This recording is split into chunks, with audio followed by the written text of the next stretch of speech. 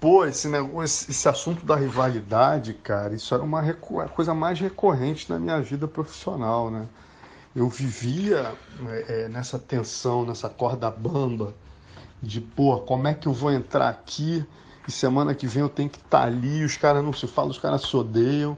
Literalmente, eu vivia na faixa de Gaza, só que eu tinha que, pô, um dia eu tinha que entrar no prédio para conversar com um judeu ortodoxo, e no outro dia, entendeu? Eu tava, porra, tomando café com o cara do Hezbollah, entendeu? Não era fácil, não. É difícil explicar o quão sinistro isso era. Na era da luta livre, nem tanto, porque a luta livre não tinha espaço. Eu não sofria nenhuma pressão da luta livre. A luta livre só tinha gratidão, e só tenho gratidão até hoje. Porque eles não tinham espaço nenhum. Botar a luta livre nas revistas era uma briga minha. Eu sabia do valor dos caras, mandava pro Japão pequeno, falava, ó, isso é sinistro, essa guilhotina aqui não existe, o moleque realmente é diferenciado. Tanto que os japoneses levaram ele para lá e ele foi campeão do Shoto. Né? Depois de uma matéria que eu fiz na revista japonesa Kakutora Tsushin, de um campeonato de luta livre. Né? Então a luta livre não me impressionava, porque eles não tinham nada. A luta livre era uma briga pessoal minha. Botar a luta livre na tatame, eu consegui 2 páginas. O dono da tatame falava, cara, a gente vai arrumar uma briga. Porra, você vai querer botar luta livre, porra, e o jiu-jitsu que anuncia, infelizmente é o que banca, a revista é cara, e eu, pô, cara, mas não é possível, olha esse cacareco, olha esse pequeno, pô, o Hugo Duarte e o Eugênio tem o maior valor, e a gente ia lá, pum, conseguiu o espacinho, entendeu? Então, assim, a luta livre não me impressionava, mas cada vez que saía a luta livre, o pessoal do jiu-jitsu falava, pô, tá amiguinho do Hugo, de Eugênio, porra, esses caras são bandidos, sofreu uma pressão monstruosa. Mas até aí, como não havia o outro lado me pressionando, entendeu? Não tinha tanto problema. O problema maior começou na era Pride, que aí era bastante delicado, né? Porque eu cobria para a revista japonesa e para a Tatame e para todos os veículos. E eu tinha que estar nos dois lugares. Eu saía da BTT e ia para shootbox. Né? E eu via os dois lados falando as coisas mais bizarras do outro, e não podia ficar de leve trás. Ao mesmo tempo, como jornalista, eu tinha que conseguir boas manchetes, né? Então, por exemplo, porra, eu não podia chegar lá e falar que o ninja disse que ia quebrar a mandíbula do Zé Mário, entendeu? Mas ao mesmo tempo, eu tinha que conseguir boas manchetes. Então eu vivia numa corda bamba ali bem perigosa nesse sentido, né? E quando chegava nos eventos, então pior ainda, porque quando eu estava na shootbox eu era muito bem recebido, sempre fui em Curitiba pelo Rudimar, não tinha problema algum, chegava lá, maravilha. BTT, poxa, eu sempre fui ligado aos caras do Carson, né?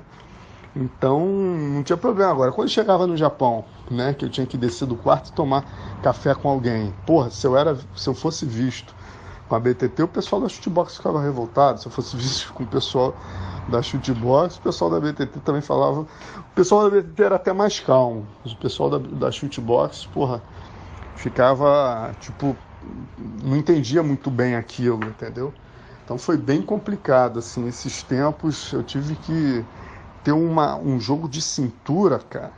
E assim, mais do que isso, porque como você conhece os caras e você tem que fazer jornalismo, né? A notícia tem que vir em primeiro lugar.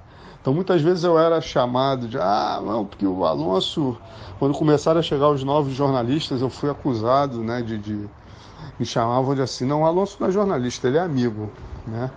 Aí eu sempre pegava e mostrava algumas matérias que eu tinha feito na época, que mesmo sendo amigo, os caras ficavam chateados, mas por me respeitar entendiam, como por exemplo o Racha na BTT. Poxa, o Murilo ficou chateado comigo um bom tempo, o Bebel, todo mundo da BTT, mas cara, eu tinha que fazer e eu fazia, que era a minha obrigação como jornalista, entendeu? Quando o Carson expulsou os caras, pô, os caras falaram, meu irmão, tu não pode botar isso, cara, já foi. Eu preciso dar a resposta de vocês. Então, assim, eu sempre coloquei o lado profissional antes da amizade, ao contrário do que muitos pensavam, entendeu?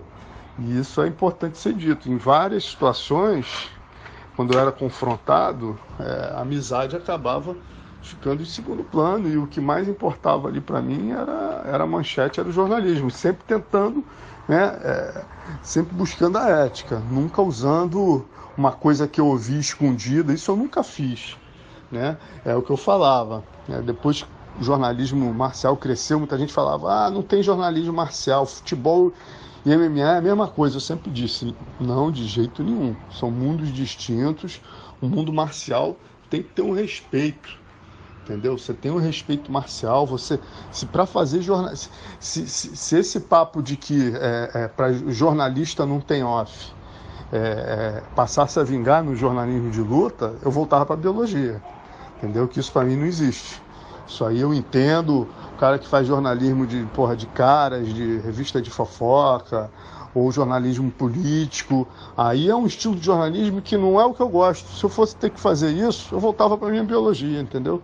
O jornalismo que eu faço é o jornalismo de falar o que tem que falar, furo de reportagem sim, mas a ética em primeiro lugar. Se eu estou num lugar, o Minotauro vem me contar uma situação, entendeu? E ele pede off, eu vou sempre respeitar esse off. Eu vou, obviamente, brigar com ele e falar, Rodrigo, mas até aqui eu posso, até aqui eu vou, entendeu?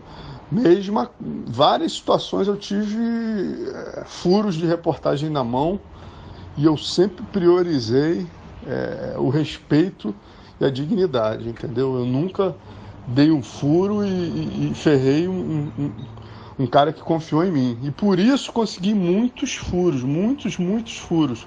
Porque os caras, quando tinham que falar, eles sempre davam para mim em primeiro lugar, entendeu? Então, assim, são os dois lados da moeda que tem que ser lembrados, né? Mas isso é um debate longo, isso é uma tese.